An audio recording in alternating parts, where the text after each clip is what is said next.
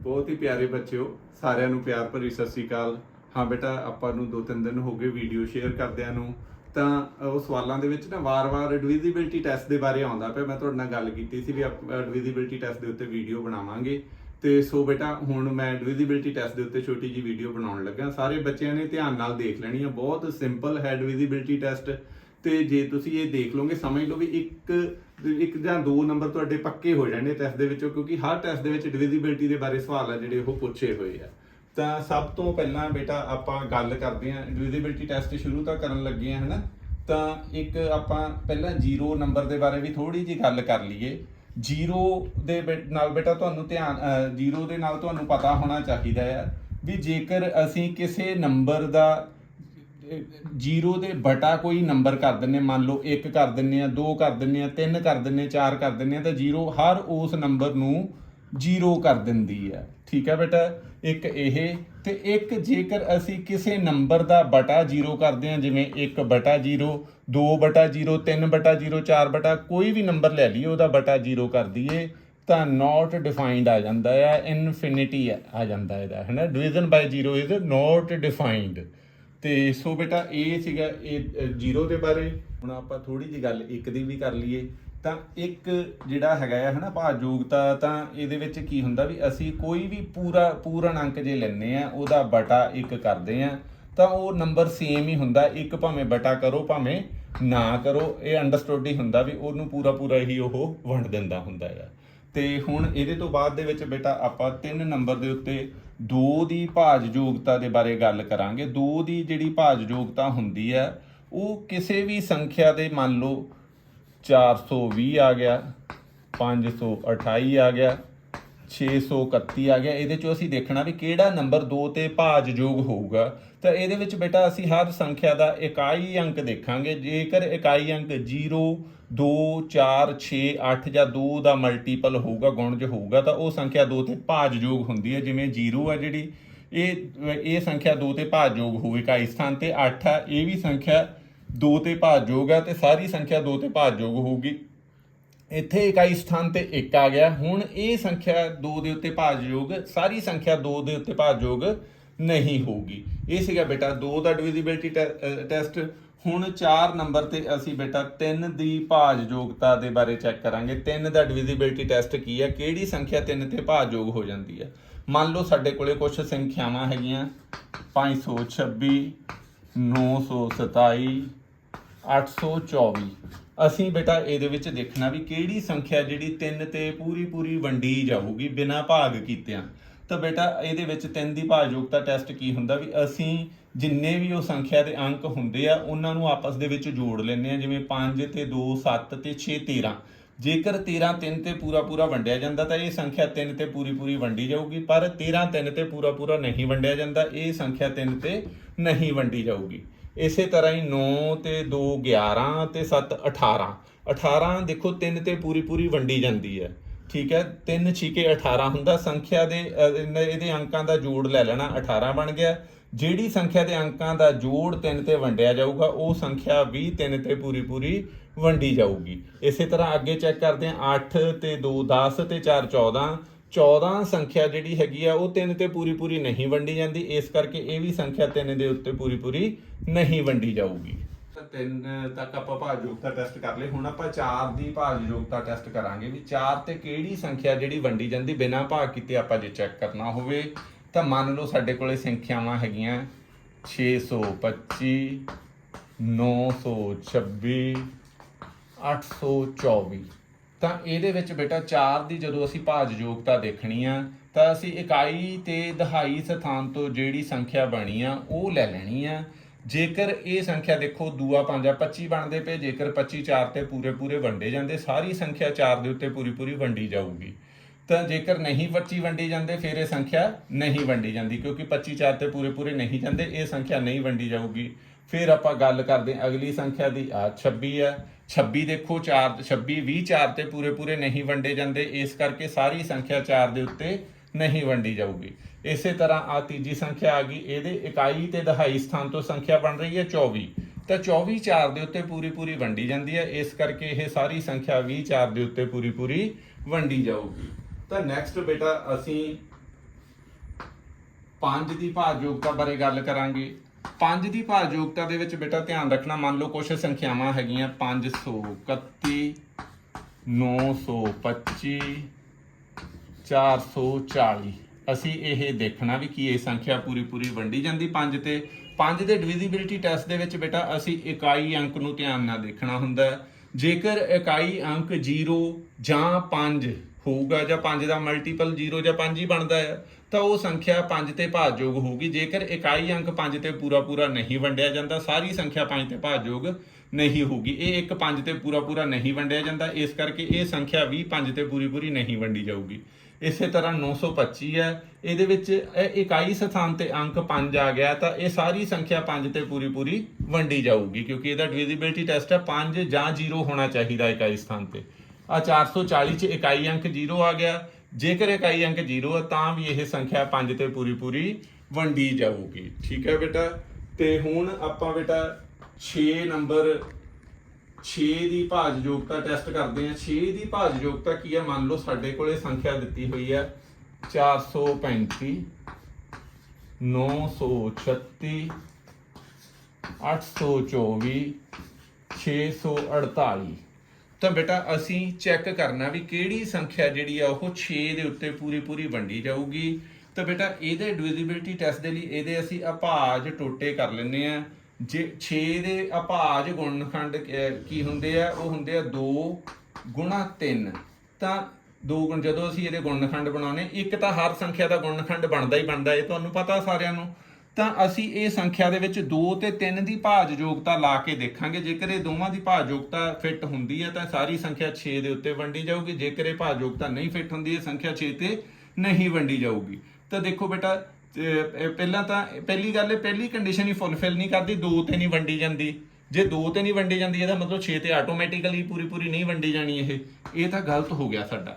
ਇਹਦੇ ਵਿੱਚ ਦੇਖੋ ਇਹ 2 ਦੀ ਐਲੀਜੀਬਿਲਟੀ ਪੂਰੀ ਕਰਦੀ ਪਈ ਹੈ, ਸਾਨੂੰ ਪਤਾ ਇਕਾਈ ਸਥਾਨ ਤੇ ਅੰਕ 6 ਆ ਗਿਆ। ਪਰ ਹੁਣ ਅਸੀਂ ਦੇਖਾਂਗੇ ਕਿ ਇਹ 3 ਦੀ ਐਲੀਜੀਬਿਲਟੀ ਵੀ ਪੂਰੀ ਕਰਦੀ ਹੈ। ਤਾਂ ਸੰਖਿਆ ਦੇ ਅੰਕਾਂ ਦਾ ਜੋੜ 9 ਤੇ 3 12 ਤੇ 6 18।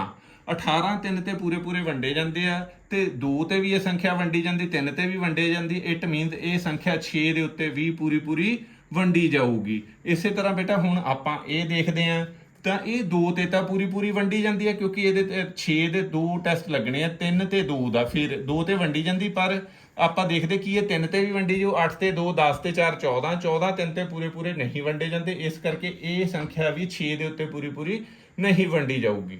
ਇਸੇ ਤਰ੍ਹਾਂ 6 ਤੇ ਪਹਿਲਾਂ ਆਪਾਂ ਦੇਖਦੇ ਆ ਇਹ 2 ਤੇ ਵੰਡੀ ਜਾਂਦੀ ਹੈ 8 ਹੈ ਨਾ, 2 ਤੇ ਪੂਰੀ ਜਾਂਦੀ ਹੈ, ਤੇ 3 ਤੇ ਵੀ ਦੇਖਣਾ ਅਸੀਂ। ਤਾਂ 6 ਤੇ 4 10 ਤੇ 8 18 18 20 3 ਤੇ ਪੂਰੇ ਵੰਡੇ ਜਾਂਦੇ। ਇਹਦਾ ਮਤਲਬ ਇਹ ਸੰਖਿਆ 2 ਤੇ ਵੀ ਪੂਰੀ ਜਾਂਦੀ ਹੈ, 3 ਤੇ ਵੀ ਪੂਰੀ ਵੰਡੀ ਜਾਂਦੀ। ਇਸ ਕਰਕੇ ਇਹ ਸੰਖਿਆ 6 ਦੇ ਉੱਤੇ ਵੀ ਪੂਰੀ ਵੰਡੀ ਜਾਊਗੀ। ਹਾਂ ਬੇਟਾ, ਹੁਣ ਆਪਾਂ ਗੱਲ ਕਰ ਰਹੇ ਹਾਂ 7 ਦੀ ਭਾਜਯੋਗਤਾ ਦੀ। ਤਾਂ ਬੇਟਾ 7 11 ਤੇ 13 ਇਹਨਾਂ ਦੀ ਤਿੰਨਾਂ ਦੀ ਜਿਹੜੀ ਕਾਮਨ ਵੀ ਬਣਦੀ ਆ ਭਾਜਯੋਗਤਾ, ਉਹ ਤੁਸੀਂ ਧਿਆਨ ਦੇ ਨਾਲ ਸੁਣ ਲੈਣਾ ਕਿਵੇਂ। ਮੰਨ ਲਓ ਕੋਈ ਸੰਖਿਆ ਸਾਨੂੰ ਦਿੱਤੀ ਹੋਈ ਹੈ 45 15 6, ਦੂਜੀ ਸੰਖਿਆ ਦਿੱਤੀ ਆ 48 4 5, ਇਹ ਦਿੱਤੀ ਹੋਈ ਹੈ। ਤੀਜੀ ਸੰਖਿਆ ਦਿੱਤੀ ਹੋਈ ਹੈ 425 942। ਤਾਂ ਬੇਟਾ ਆਪਾਂ ਦੇਖਦੇ ਹਾਂ ਇਹਦੇ ਵਿੱਚ 7 11 ਤੇ 13 ਦੀ ਜਿਹੜੀ ਭਾਜਯੋਗਤਾ ਇਹਦੇ ਵਿੱਚ ਇੱਕ ਗੱਲ ਕਾਮਨ ਹੈਗੀ ਆ। ਅਸੀਂ ਕੀ ਕਰਨਾ ਆ, ਇਕਾਈ ਮੰਨ ਲਓ ਅਸੀਂ ਸੰਖਿਆ ਚੈੱਕ ਕਰਨੀ ਹੈ ਵੀ ਕਿਹੜੀ ਸੰਖਿਆ 7 ਤੇ ਵੰਡੀ ਜਾਂਦੀ ਹੈ ਜਾਂ 11 ਤੇ ਜਾਂ 13 ਦੇ ਉੱਤੇ। ਤਾਂ ਅਸੀਂ ਇਹਦੇ ਇਕਾਈ, ਦਹਾਈ ਤੇ ਸੈਂਕੜਾ ਸਥਾਨ ਤੋਂ ਬਣੀ ਸੰਖਿਆ ਅਲੱਗ ਕਰ ਲੈਣੀ ਆ ਤੇ ਇਧਰਲੀ ਸੰਖਿਆ ਅਲੱਗ ਕਰ ਲੈਣੀ ਆ, ਦੋਵਾਂ ਦਾ ਡਿਫਰੈਂਸ ਲੈ ਲੈਣਾ ਹੈ। ਜਿਸ ਤਰ੍ਹਾਂ ਆਹ ਸੰਖਿਆ ਸਾਡੇ ਕੋਲੇ 156 ਮਾਈਨਸ 45, 6 ਚੋਂ 5 ਗਏ 1, 5 ਚੋਂ 4 ਗਏ 1, ਤਾਂ 1 ਦਾ 1। ਹੁਣ ਬੇਟਾ ਆ ਛੋਟੀ ਸੰਖਿਆ ਰਹਿ ਗਈ ਸਾਡੇ ਕੋਲੇ 111। 111 ਦੇਖ ਲੈਣਾ, 7 ਤੇ ਵੰਡਿਆ ਜਾਂਦਾ ਨਹੀਂ ਵੰਡਿਆ ਜਾਂਦਾ, 11 ਦੇ ਉੱਤੇ ਵੀ ਨਹੀਂ ਵੰਡਿਆ ਜਾਂਦਾ, ਇਹ 13 ਦੇ ਉੱਤੇ ਵੀ ਨਹੀਂ ਵੰਡਿਆ ਜਾਂਦਾ ਪੂਰਾ। ਜਿਹਦੇ ਤੇ ਇਹ ਪੂਰਾ ਵੰਡਿਆ ਜਾਊਗਾ ਉਹ ਸੰਖਿਆ ਉਹਦੇ ਨਾਲ ਭਾਜਯੋਗ ਹੋਊਗੀ। ਠੀਕ ਹੈ, ਮੇਰਾ ਖਿਆਲ ਗੱਲ ਸਪਸ਼ਟ ਹੋਊਗੀ। ਇਹਦਾ ਮਤਲਬ ਇਹ ਨਾ 7 ਤੇ ਵੰਡੀ ਜਾਂਦੀ, ਨਾ 11 ਤੇ ਨਾ 13 ਦੇ ਉੱਤੇ। ਹੁਣ ਬੇਟਾ ਆਪਾਂ ਆ ਸੰਖਿਆ ਲੈ ਲੈਂਦੇ ਆ, ਇਕਾਈ, ਦਹਾਈ ਤੇ ਸੈਂਕੜਾ ਸਥਾਨ ਤੋਂ 845 ਬਣੇ। 845 ਤੇ ਇਧਰਲੀ ਸੰਖਿਆ 4 ਹੀ ਰਹਿ ਗਈ, ਇਹ ਆਪਾਂ 841 ਰਹਿ ਗਏ। ਹੁਣ ਇਹ ਬੇਟਾ ਸਾਨੂੰ ਕਰਕੇ ਦੇਖਣਾ ਪਊਗਾ ਵੀ ਕੀ ਇਹ ਪੂਰੇ ਪੂਰੀ ਵੰਡੀ ਜਾਂਦੀ ਹੈ। ਇੰਨੇ ਕਿ ਸਾਡੀ ਕੈਪੇਬਿਲਿਟੀ ਹੋਣੀ ਚਾਹੀਦੀ ਵੀ ਅਸੀਂ ਮੂੰਹ-ਜ਼ਬਾਨੀ ਕਰ ਸਕੀਏ। 7 ਏਕਮ 7 ਦੇ ਉੱਤੇ ਨਹੀਂ ਵੰਡੀ ਜਾਂਦੀ। 11 7 77 ਤੇ 7 84 71 11 6 66 ਇਹਦੇ ਤੇ ਵੀ ਨਹੀਂ ਵੰਡੀ ਜਾਂਦੀ। 11 ਤੇ 13 ਦੇ ਉੱਤੇ ਦੇਖ ਲਓ 13 6 78 ਤੇ 6 84 61 13 13 ਚੌਕ 52 ਨਹੀਂ ਨਾ ਇਹ 7 ਤੇ ਵੰਡੀ ਜਾਂਦੀ ਨਾ 11 ਤੇ ਨਾ 13 ਦੇ ਉੱਤੇ। ਸਿਮਿਲਰਲੀ ਬੇਟਾ ਆਪਾਂ ਆਹ ਸੰਖਿਆ ਲੈ ਲੈਂਦੇ ਆ। ਇਹਦੇ ਤੋਂ ਇਕਾਈ ਦਹਾਈ ਤੇ ਸੈਂਕੜੇ ਚੋਂ ਆ ਬਣੀ 942 ਘਟਾਓ 425 ਤਾਂ 12 ਚੋਂ 5 ਗਏ 7 ਤੇ 3 ਚੋਂ 2 ਗਏ 1 ਤੇ 9 ਚੋਂ 4 ਗਏ 5 517 ਬਚ ਗਏ ਬੇਟਾ। ਤਾਂ 517 ਨੂੰ ਬੇਟਾ ਆਪਾਂ ਚੈੱਕ ਕਰਾਂਗੇ 7 ਦੇ ਉੱਤੇ ਇਹ ਭਾਗ ਕਰਕੇ ਦੇਖਣਾ ਪਊਗਾ। 7 7 49 2 51 7 ਤੇ ਨਹੀਂ ਵੰਡੀ ਜਾਂਦੀ। 11 ਚੌਕ 44 ਤੇ 7 51 ਤਾਂ 11 7 77 ਇਹਦਾ ਮਤਲਬ ਇਹ ਸੰਖਿਆ 11 ਦੇ ਉੱਤੇ ਪੂਰੀ ਵੰਡੀ ਜਾਂਦੀ। ਹੁਣ ਆਪਾਂ 13 ਤੇ ਵੀ ਦੇਖ ਲੈਂਦੇ ਆ। 13 ਤੀਆ 39 ਤੇ 39 ਤੇ 12 51 12 127 13 ਦਾ 100 ਤੇ 13 ਤੇ ਵੀ ਨਹੀਂ ਵੰਡੀ ਜਾਂਦੀ। ਇਟ ਮੀਨਸ ਇਹ ਸੰਖਿਆ ਸਿਰਫ 11 ਦੇ ਉੱਤੇ ਵੰਡੀ ਜਾਂਦੀ ਹੈ। ਤਾਂ ਅਸੀਂ ਇਸ ਤਰ੍ਹਾਂ 7 11 ਤੇ 13 ਦੀ ਡਿਵੀਜ਼ਿਬਿਲਟੀ ਹੈ ਜਿਹੜੀ ਸਾਨੂੰ ਪਤਾ ਲੱਗ ਗਈ। ਅਸੀਂ ਇਸ ਤਰ੍ਹਾਂ ਕੱਢ ਸਕਦੇ ਹਾਂ। ਠੀਕ ਹੈ ਬੇਟਾ। ਤੇ ਹੁਣ ਬੇਟਾ ਆਪਾਂ 8 ਦੀ ਭਾਜਯੋਗਤਾ ਬਾਰੇ ਦੇਖਦੇ ਹਾਂ। 8 ਦੀ ਅਸੀਂ ਕਿਵੇਂ ਟੈਸਟ ਕਰਾਂਗੇ। 8 ਤੇ ਕਿਹੜੀ ਸੰਖਿਆ ਵੰਡੀ ਜਾਂਦੀ ਹੈ। ਮੰਨ ਲਓ ਸਾਡੇ ਕੋਲੇ ਸੰਖਿਆ ਆ ਗਈ 42 3 52 4 46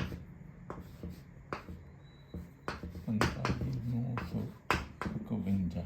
ਤਾਂ ਬੇਟਾ 8 ਦੇ ਉੱਤੇ ਜਦੋਂ ਅਸੀਂ ਡਿਵੀਜ਼ਿਬਿਲਟੀ ਟੈਸਟ ਦੇਖਣਾ ਤਾਂ ਅਸੀਂ ਇਕਾਈ ਦਹਾਈ ਤੇ ਸੈਂਕੜਾ ਸਥਾਨ ਦੇ ਉੱਤੇ ਸੰਖਿਆ ਲੈ ਲੈਣੀ ਆ 352। ਤਾਂ ਜੇ ਅਸੀਂ ਇਹ ਦੇਖਣਾ ਜੇਕਰ ਇਹ ਪਹਿਲੇ 3 ਅੰਕਾਂ ਤੋਂ ਬਣੀ ਸੰਖਿਆ 8 ਤੇ ਵੰਡੀ ਜਾਂਦੀ ਸਾਰੀ ਸੰਖਿਆ 8 ਤੇ ਪੂਰੀ ਵੰਡੀ ਜਾਊਗੀ। ਤਾਂ ਇਹ ਬਣਦੀ ਵੀ 352। ਇਹਨੂੰ 8 ਤੇ ਮੂੰਹ-ਜ਼ਬਾਨੀ ਵੰਡ ਕੇ 8 ਚੌਕਾ 32 3 32 8 ਚੌਕਾ 32 ਇਹਦਾ ਮਤਲਬ 352 ਜੇ 8 ਤੇ ਵੰਡੇ ਜਾਂਦੇ ਆ ਤਾਂ ਸਾਰੀ ਦੀ ਸਾਰੀ ਸੰਖਿਆ 8 ਦੇ ਉੱਤੇ ਪੂਰੀ ਵੰਡੀ ਜਾਊਗੀ। ਸਿਮਿਲਰਲੀ ਆਹ 446 ਲੈ ਲੈਣੇ ਇਕਾਈ ਦਹਾਈ ਤੇ ਸੈਂਕੜਾ ਸਥਾਨ ਤੋਂ। ਇਹ 8 5 40 40 6 8 5 40 6 ਬਾਕੀ ਬਚ ਜਾਂਦੇ। ਇਹ ਸਾਰੀ ਸੰਖਿਆ 8 ਦੇ ਉੱਤੇ ਨਹੀਂ ਵੰਡੀ ਜਾਊਗੀ। ਤਾਂ ਇਹਦੇ ਤਾਂ ਬੇਟਾ ਇਕਾਈ ਸਥਾਨ ਤੇ 1 ਆ ਗਿਆ ਹੈ ਨਾ। ਤਾਂ 8 ਦੇ ਉੱਤੇ ਬਿਲਕੁਲ ਵੀ ਨਹੀਂ ਵੰਡੀ ਜਾਣੀ। ਤਾਂ ਇਸ ਕਰਕੇ ਇਹ 951 ਬਣ ਗਏ। 8 ਤੇ ਨਹੀਂ ਵੰਡੀ ਜਾਂਦੀ। ਇਹ ਵੀ ਸੰਖਿਆ 8 ਦੇ ਉੱਤੇ ਨਹੀਂ ਵੰਡੀ ਜਾਊਗੀ। ਤਾਂ ਹੁਣ ਬੇਟਾ ਆਪਾਂ 9 ਦਾ ਡਿਵੀਜ਼ਿਬਿਲਟੀ ਟੈਸਟ ਕਰਦੇ ਹਾਂ। 9 ਦਾ ਡਿਵੀਜ਼ਿਬਿਲਟੀ ਟੈਸਟ ਕੀ ਹੁੰਦਾ ਆ ਵੀ ਤੁਸੀਂ ਕੋਈ ਵੀ ਸੰਖਿਆ ਲੈ ਲੈਣੀ ਹੈ 45 6 49 65 451 63 922। ਹੁਣ ਬੇਟਾ ਆਪਾਂ ਕੀ ਕਰਨਾ 9 ਦਾ ਡਿਵੀਜ਼ਿਬਿਲਟੀ ਟੈਸਟ 'ਚ ਸਾਰੀ ਸੰਖਿਆ ਦੇ ਅੰਕਾਂ ਦਾ ਜੋੜ ਕਰ ਲੈਣਾ ਆ। ਤਾਂ ਉਹ ਜੇਕਰ ਉਹ ਜੋੜਫਲ 9 ਤੇ ਪੂਰਾ ਵੰਡਿਆ ਜਾਂਦਾ ਸਾਰੀ ਸੰਖਿਆ ਵੀ 9 ਤੇ ਵੰਡੀ ਜਾਊਗੀ। 4 ਤੇ 5 9 ਤੇ 6 15 4 19 ਤੇ 9 28 9 ਦੇ ਉੱਤੇ 28 ਨਹੀਂ ਵੰਡੇ ਜਾਂਦੇ। ਇਹ ਸੰਖਿਆ ਨਹੀਂ ਵੰਡੀ ਜਾਊਗੀ। 6 ਤੇ 5 11 4 15 5 20 ਤੇ 1 21 ਜੋੜਫਲ ਇਹ ਵੀ 9 ਤੇ ਨਹੀਂ ਵੰਡਿਆ ਜਾਂਦਾ। ਇਸ ਕਰਕੇ ਇਹ ਵੀ ਸਾਰੀ ਸੰਖਿਆ 9 ਤੇ ਨਹੀਂ ਵੰਡੀ ਜਾਊਗੀ। 6 ਤੇ 3 9 ਤੇ 9 18 ਤੇ 2 20 ਤੇ 2 22 ਵੀ ਜੋੜ ਵੀ 9 ਤੇ ਨਹੀਂ ਵੰਡਿਆ ਜਾਂਦਾ। ਇਸ ਕਰਕੇ ਇਹ ਵੀ ਸੰਖਿਆ 9 ਦੇ ਉੱਤੇ ਪੂਰੀ ਨਹੀਂ ਵੰਡੀ ਜਾਊਗੀ। ਤਾਂ ਇਹਦੇ ਲਈ ਬੇਟਾ ਜ਼ਰੂਰੀ ਹੈ ਜਿਹੜੀ ਸੰਖਿਆ ਦੇ ਅੰਕਾਂ ਦਾ ਜੋੜ 9 ਦੇ ਉੱਤੇ ਪੂਰਾ ਵੰਡਿਆ ਜਾਂਦਾ ਉਹ ਸਾਰੀ ਸੰਖਿਆ ਵੀ 9 ਦੇ ਉੱਤੇ ਵੰਡੀ ਜਾਊਗੀ। ਨੈਕਸਟ ਬੇਟਾ ਹੈਗੀ ਆ 10 ਦੀ ਭਾਜਯੋਗਤਾ। ਤਾਂ 10 ਦੀ ਭਾਜਯੋਗਤਾ ਦੇ ਵਿੱਚ ਬੇਟਾ ਧਿਆਨ ਰੱਖਣਾ ਬੜੀ ਸਿੰਪਲ ਹੈਗੀ ਆ 45 951 65 630 62 870। ਤਾਂ ਬੇਟਾ ਅਸੀਂ ਇਕਾਈ ਸਥਾਨ ਦੇ ਉੱਤੇ ਦੇਖਾਂਗੇ। ਜੇਕਰ ਇਕਾਈ ਸਥਾਨ ਤੇ 0 ਆ ਤਾਂ ਫਿਰ ਸਾਰੀ ਸੰਖਿਆ 10 ਦੇ ਉੱਤੇ ਵੰਡੀ ਜਾਊਗੀ ਨਹੀਂ ਤਾਂ ਨਹੀਂ ਵੰਡੀ ਜਾਊ। ਇਹਦੇ ਇਕਾਈ ਸਥਾਨ ਤੇ 0 ਇਹ ਵੀ ਵੰਡੀ ਜਾਊ। ਇਹਦੇ ਇਕਾਈ ਸਥਾਨ ਤੇ 0 ਇਹ ਵੀ ਵੰਡੀ ਜਾਊਗੀ। ਤਾਂ ਹੁਣ ਆਪਾਂ ਗੱਲ ਕਰ ਰਹੇ ਹਾਂ 11 ਦਾ ਭਾਜਯੋਗਤਾ ਟੈਸਟ। ਵੈਸੇ ਆਪਾਂ ਪਹਿਲਾਂ ਵੀ ਕਰ ਲਿਆ। ਇੱਕ ਹੋਰ ਇਹਦਾ ਭਾਜਯੋਗਤਾ ਟੈਸਟ ਹੈਗਾ। ਮੰਨ ਲਓ ਕੋਈ ਸੰਖਿਆ ਸਾਨੂੰ ਦਿੱਤੀ ਹੋਈ ਵੱਡੀ ਦੇ ਦਿੱਤੀ 6 9 4 3 2 ਤਾਂ ਕੀ ਇਹ ਸੰਖਿਆ 11 ਦੇ ਉੱਤੇ ਪੂਰੀ ਵੰਡੀ ਜਾਂਦੀ। ਅਸੀਂ ਇੱਕ ਹੋਰ ਲੈ ਲੈਂਦੇ ਹਾਂ ਤਾਂ ਬੇਟਾ ਇਹਦੇ ਵਿੱਚ ਕੀ ਹੁੰਦਾ, ਅਸੀਂ ਖੱਬੇ ਤੋਂ ਸੱਜੇ ਚੱਲਦੇ, ਜਿਸ ਤੇ ਟਾਂਕ ਸਥਾਨਾਂ ਨੂੰ ਟਿਕ ਕਰ ਲੈਂਦੇ ਆ। ਆ 1 ਨੰਬਰ ਤੇ ਆ 3 ਨੂੰ ਟਿਕ ਕਰ ਲਿਆ, ਆ 5 ਨੂੰ, ਆ 7 ਨੂੰ ਟਿਕ ਕਰ ਲਿਆ, ਅੱਗੇ ਤਾਂ 9 ਤੇ ਹੈ ਨਹੀਂ ਗਾ ਕੋਈ ਵੀ। ਤਾਂ ਟਾਂਕ ਸਥਾਨਾਂ ਦਾ ਜੋੜਫਲ ਅਲੱਗ ਕੱਢ ਲੈਣਾ, ਜਿਸ ਸਥਾਨਾਂ ਦਾ ਜੋੜਫਲ ਅਲੱਗ ਲੈ ਲੈਣਾ। 4 ਤੇ 6 10 ਤੇ 4 14 ਤੇ 2 16, ਇੱਕ 16 ਹੋ ਗਿਆ, ਤੇ ਦੂਜਾ 5 ਤੇ 9 14 ਤੇ 3 17 ਤੇ ਇੱਕ 18 16 ਤੇ ਇਹ 18। ਇਹਨਾਂ ਦੋਵਾਂ ਦਾ ਡਿਫਰੈਂਸ ਆ ਜਿਹੜਾ ਅੰਤਰ ਉਹ 2 ਆ ਗਿਆ। ਨੈਗੇਟਿਵ ਪੋਜ਼ਿਟਿਵ ਨਹੀਂ ਸੋਚਣਾ। ਜੇਕਰ ਬੇਟਾ ਇਹ ਅੰਤਰ 0 11 ਜਾਂ 11 ਦਾ ਗੁਣ ਜੋ ਹੋਵੇ 11 22 33 44 ਹੋਵੇ ਤਾਂ ਸਾਰੀ ਸੰਖਿਆ 11 ਦੇ ਉੱਤੇ ਵੰਡੀ ਜਾਊਗੀ, ਨਹੀਂ ਤਾਂ ਨਹੀਂ ਵੰਡੀ ਜਾਊਗੀ। ਇਹ 11 ਦਾ ਦੂਜਾ ਭਾਜਯੋਗਤਾ ਟੈਸਟ ਹੈਗਾ ਹੈ। ਠੀਕ ਹੈ ਬੇਟਾ। ਤਾਂ ਹੁਣ ਇਹਦੇ ਤੋਂ ਬਾਅਦ ਦੇ ਵਿੱਚ ਇੱਕ ਆਪਾਂ 12 ਦਾ ਵੀ ਕਰ ਲਈਏ। ਮੰਨ ਲਓ ਆਪਾਂ ਦੇਖਣਾ ਕੋਈ ਸੰਖਿਆ 12 ਤੇ ਪੂਰੀ ਪੂਰੀ ਵੰਡੀ ਜਾਂਦੀ ਹੈ ਕਿ ਨਹੀਂ। 45 6 62 4 947। ਤਾਂ ਬੇਟਾ ਇਹਦੇ ਵਿੱਚ 12 ਦੇ ਅਸੀਂ ਅਭਾਜ ਗੁਣਨਖੰਡ ਬਣਾ ਲੈਂਦੇ ਹਾਂ। ਇੱਕ ਹਰ ਇੱਕ ਚੀਜ਼ ਦਾ ਗੁਣਨਖੰਡ ਹੁੰਦਾ ਹੀ ਹੈ। ਇਹਦੇ ਬਣਦੇ 4 ਗੁਣਾ 3, ਫਿਰ ਸਾਨੂੰ ਸੌਖਾ ਹੋ ਜਾਂਦਾ। ਤਾਂ ਅਸੀਂ ਦੇਖਾਂਗੇ ਜਿਹੜੀ ਸੰਖਿਆ 4 ਦੇ ਉੱਤੇ ਵੀ ਵੰਡੀ ਜਾਊਗੀ, 3 ਦੇ ਉੱਤੇ ਵੀ ਵੰਡੀ ਜਾਊਗੀ, ਉਹ ਸੰਖਿਆ 12 ਦੇ ਉੱਤੇ ਵੀ ਪੂਰੀ ਪੂਰੀ ਵੰਡੀ ਜਾਊਗੀ। ਤਾਂ ਪਹਿਲਾਂ ਅਸੀਂ 3 ਦੀ ਭਾਜਯੋਗਤਾ ਜਾਂ 4 ਦੀ ਭਾਜਯੋਗਤਾ, 4 ਦੀ ਭਾਜਯੋਗਤਾ ਹੁੰਦੀ ਆਹ ਅੰਕ ਲੈ ਲੈਣੇ ਅਸੀਂ ਆਖਰੀ ਇਕਾਈ ਤੇ ਦਹਾਈ। ਇਹ 62 ਆ ਜਿਹੜੇ 4 ਦੇ ਉੱਤੇ ਪੂਰੇ ਪੂਰੇ ਨਹੀਂ ਵੰਡੇ ਜਾਂਦੇ, ਇਸ ਕਰਕੇ ਇਹ ਸੰਖਿਆ ਨਹੀਂ ਵੰਡੀ ਜਾਣੀ। ਠੀਕ ਆ। ਦੋਵਾਂ ਚੋਂ ਇੱਕ ਵੀ ਫੁੱਲਫਿਲ ਨਹੀਂ ਕਰਦੀ ਕੰਡੀਸ਼ਨ ਤੇ ਉਹ ਨਹੀਂ ਹੋ ਜਾਣੀ ਹੈ। ਠੀਕ ਆ। ਇਹ 42 ਆ, 42 ਵੀ 4 ਦੇ ਉੱਤੇ ਪੂਰੇ ਪੂਰੇ ਨਹੀਂ ਵੰਡੇ ਜਾਂਦੇ ਪਏ। 4 ਦਾ ਜਾਂ 40 ਹੁੰਦੇ ਆ, 11 ਚੌਕ 44 ਹੋ ਜਾਂਦੇ ਆ। ਇਟ ਮੀਨ ਦੇ 4 ਦੀ ਕੰਡੀਸ਼ਨ ਹੀ ਨਹੀਂ ਫੁੱਲਫਿਲ ਕਰਦੀ, ਇਹ ਵੀ ਨਹੀਂ ਵੰਡੀ ਜਾਊਗੀ। ਇਸੇ ਤਰ੍ਹਾਂ ਆਹ 48 ਆ ਬੇਟਾ, ਇਹ 4 ਦੇ ਉੱਤੇ ਪੂਰੇ ਪੂਰੇ ਵੰਡੇ ਜਾਂਦੇ। ਹੁਣ ਆਪਾਂ ਦੇਖਦੇ ਕਿ 3 ਨੂੰ ਵੀ ਇਹ ਫੁੱਲਫਿਲ ਕਰਦਾ। 9 ਤੇ 4 13 ਤੇ 8 21। 21 ਆ ਜਿਹੜਾ 3 ਤੇ ਵੀ ਪੂਰਾ ਪੂਰਾ ਵੰਡਿਆ ਜਾਂਦਾ। ਇਹ ਸੰਖਿਆ 3 ਤੇ ਵੀ ਵੰਡੀ ਜਾਂਦੀ ਹੈ, 4 ਤੇ ਵੀ ਪੂਰੀ ਪੂਰੀ ਵੰਡੀ ਜਾਂਦੀ ਹੈ। ਇਸ ਲਈ ਇਹ ਸੰਖਿਆ ਜਿਹੜੀ ਹੈਗੀ ਆ 12 ਦੇ ਉੱਤੇ ਵੀ ਪੂਰੀ ਪੂਰੀ ਵੰਡੀ ਜਾਊਗੀ। ਤਾਂ ਬੇਟਾ 13 ਦਾ ਭਾਜਯੋਗਤਾ ਟੈਸਟ ਆ ਜਿਹੜਾ ਇਹ ਆਪਾਂ ਕਰ ਲਿਆ। ਅੱਗੇ ਵੱਡੀਆਂ ਰਕਮਾਂ ਹੋਣ ਆਪਾਂ ਅਭਾਜ ਗੁਣਨਖੰਡ ਬਣਾ ਕੇ ਇਹਨੂੰ ਚੈੱਕ ਕਰ ਲੈਂਦੇ ਹਾਂ। ਫਿਰ ਅਗਲੀ ਕਿਸੇ ਵੀਡੀਓ 'ਚ ਆਪਾਂ ਅੱਗੇ ਵੱਡੀਆਂ ਸੰਖਿਆਵਾਂ ਬਾਰੇ ਡਿਸਕਸ ਕਰ ਲਾਂਗੇ। ਸੋ ਇਹ ਜੋ ਵੀਡੀਓ ਦੇਖ ਕੇ ਤੁਸੀਂ ਪਿਆਰੇ ਪਿਆਰੇ ਬੱਚਿਆਂ ਨੇ ਸੇਵਾ ਦਾ ਮੌਕਾ ਦਿੱਤਾ, ਇਹਦੇ ਲਈ ਤੁਹਾਡਾ ਬਹੁਤ ਬਹੁਤ ਧੰਨਵਾਦ ਬੇਟਾ। Thank you.